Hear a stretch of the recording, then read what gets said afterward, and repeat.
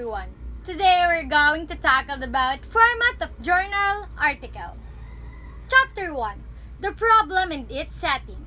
Introduction. The first chapter of your research paper is Introduction. You give the context in terms of content of research project. Next is Conceptual Framework. Elaborates the research problem in relation to relevant literature. This section may summarize the major dependent and independent variables in your research.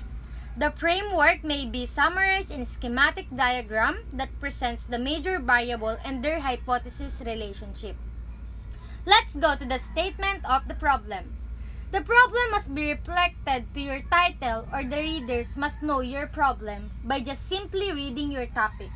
The problem must not be answerable by yes or no, and must be arranged in the flow of your documentation or study. Significance of the study. The significance of study will mainly focus on the question, who will benefit the study? This section will state the contribution of your study and the usefulness of your study in the society. Scope and delimitation. The scope is mainly the coverage of your study, and the delimitation is the limitation of your study or topic. Definition of terms must be arranged in alphabetically. It must also be stated if you use your definition of terms in technically or operationally. Next, Chapter 2.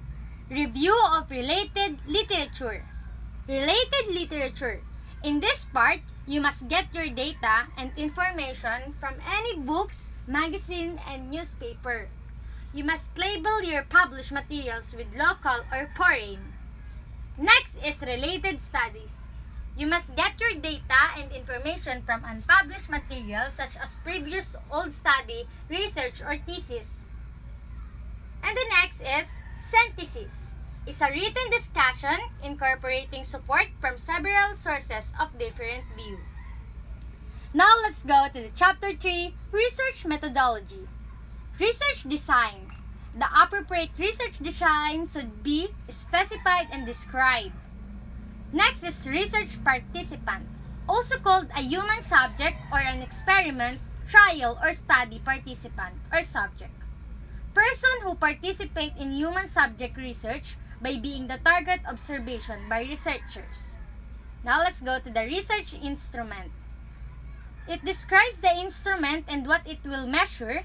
State qualification of informants if used in the study. Next is the Chapter 4, Presentation of Data. Present the findings of study in order of the specific problem as stated in the statement of the problem. Analysis of data. Data may be analyzed quantitatively or qualitatively depending on the level of measurement and the number of dimensions and variables of the study. The last is interpretation of data. Establish interconnection between and among data. Check for indicators whether hypotheses are supported or not by findings. Link present findings with the previous literature. Now let's go to the Chapter 5. Summary of findings, conclusions, and recommendation. Summary of findings. This describes the problem, research design, and the findings. The recommend format is paragraph form instead of the enumeration form. For each of the problem presents the salient findings, the results of hypothesis tested. Conclusion. Conclusion may be used as a generalization form of micro to a macro level or vice versa. And the last is recommendation. They should be based on the findings and conclusion of the study. Recommendation may be specific or general or both. Next is bibliography. It's a list of works written on a particular subject or by a particular author, also known as a list of words cited. Next is appendix. An appendix contains supplementary material that is not an essential part of the text itself, but which may be helpful in providing a more comprehensive understanding of the research problem. Next is questionnaire. A questionnaire is defined as a research instrument that consists a set of questions or other types of prompts that aims to collect information from a respondent.